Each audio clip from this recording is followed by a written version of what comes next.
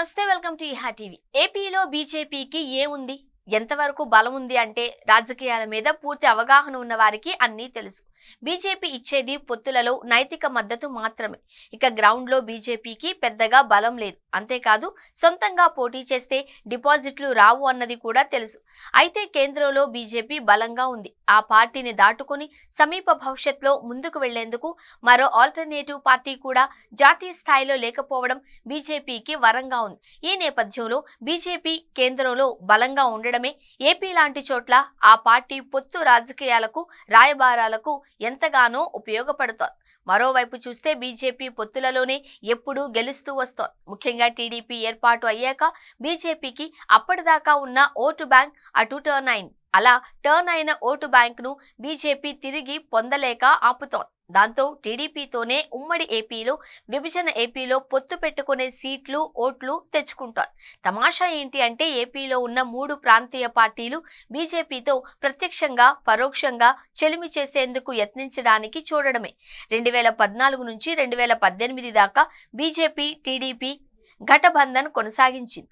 ఇక అదే టైంలో వైసీపీతో కూడా బీజేపీ సాఫ్ట్ కార్నర్ తో ఉంటూ వచ్చింది. బహుశా ఇలాంటి అనుమానాలే బీజేపీతో టీడీపీ 2018లో కటీఫ్ ఇవ్వడానికి కారణం అయ్యాయి అని చెప్పాలి. ఇక 2019లో వైసీపీ అధికారంలోకి వచ్చింది. అలా బీజేపీతో పరోక్షంగా వైసీపీ స్నేహంగా ఉంది అని అంతా అనుకున్నారు. ఇక 2024లో చూస్తే జనసేన టీడీపీలతో బీజేపీ చేతులు కలిపి కూటమి ప్రభుత్వంలో చేరింది. ఇక చూస్తే 2019 నుంచి 2024 మధ్యలో బీజేపీ ఏపీ పాలిటిక్స్ లో ఫ్యూచర్ లీడర్స్ గా జగన్ ను పవన్ ను చూసేది. 2020లోనే జనసేనతో పొత్తు పెట్టుకున్న బీజేపీకి ఏపీలో మరో 2 దశాబ్దాలకు పైగా రాజకీయం చేసే బలమైన రాజకీయ నేతలు యువ నేతలు కావాల్సి వచ్చింది అంటారు. అలా జగన్ తో ఒకవైపు పవన్ తో మరోవైపు బీజేపీ ఉంటూ వచ్చింది అని ప్రచారంలో ఉంది. ఇక 2024లో చూస్తే పవన్ తో పూర్తిగా మిత్రత్వం ప్రదర్శిస్తూ వస్తున్న బీజేపీ ఇటీవల కాలంలో టీడీపీలో యువనేత భావి నాయకుడు అయిన లోకేష్ ను కూడా చేరదీయడాన్ని అంతా చూస్తున్నారు.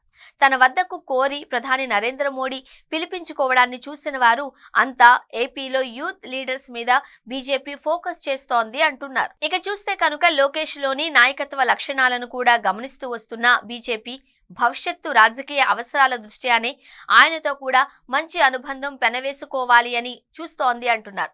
ఇక ఇక్కడ చూస్తే వైసీపీ అధినేత జగన్ మీద బీజేపీ పెద్దల ఆలోచనలు ఏమిటి అన్న చర్చ కూడా సాగుతోంది. ఏపీలో టీడీపీ కానీ జనసేన కానీ వైసీపీతో ఏ విధాన బీజేపీ సాఫ్ట్ కార్నర్ చూపించినా అస్సలు సహించరు అని అంటారు. అయితే జాతీయ రాజకీయాలలో గండరగండడుగా పేరు గడించిన బీజేపీ ఏపీ రాజకీయాలలో తనకు ఏది అనుకూలమో చూసుకొని తప్పకుండా చేస్తుంది అని భావిస్తున్నారు. అయితే జగన్ పాలనలో లిక్కర్ స్కామ్ జరిగింది అని కూటమి ప్రభుత్వం కేసులు నమోదు చేస్తోంది. దీని మీద ఈడీ కూడా చూపు చూస్తోంది. ఈ నేపథ్యంలోనే జగన్ విషయంలో బీజేపీ కేంద్ర పెద్దల ఆలోచనలు ఏమిటి అన్నవి తొందరలోనే తెలుస్తాయి అంటున్నారు. ఏది ఏమైనా చంద్రబాబును సీనియర్ పొలిటీషియన్ గా భావిస్తున్న బీజేపీ భవిష్యత్తులో తాను బలపడాలి అంటే ఫ్యూచర్ లీడర్స్ తోనే చెలిమి చేయాలి అని లెక్క వేసుకొని మరి కొత్త రాజకీయాలకు తెర తీస్తోంది అంటున్నారు. చంద్రబాబు రాజకీయ చాణక్యుడు. ఆయన కనుక రాజకీయ విశ్రాంతిని కోరుకుంటే బీజేపీ తరువాత తరం నేతలతో తనదైన రాజకీయాలను కూడా ఈజీగా పండించుకుంటూ ముందుకు అడుగులు వేస్తుంది అంటున్నారు. మరి బీజేపీ ఆశలు నెరవేరుస్తూ ఆ పార్టీ బంధంలో దీర్ఘకాలం ప్రయాణం చేసే నమ్మకమైన యువనేత ఏపీలో ఎవరు అన్నదే చర్చగా ఉంది.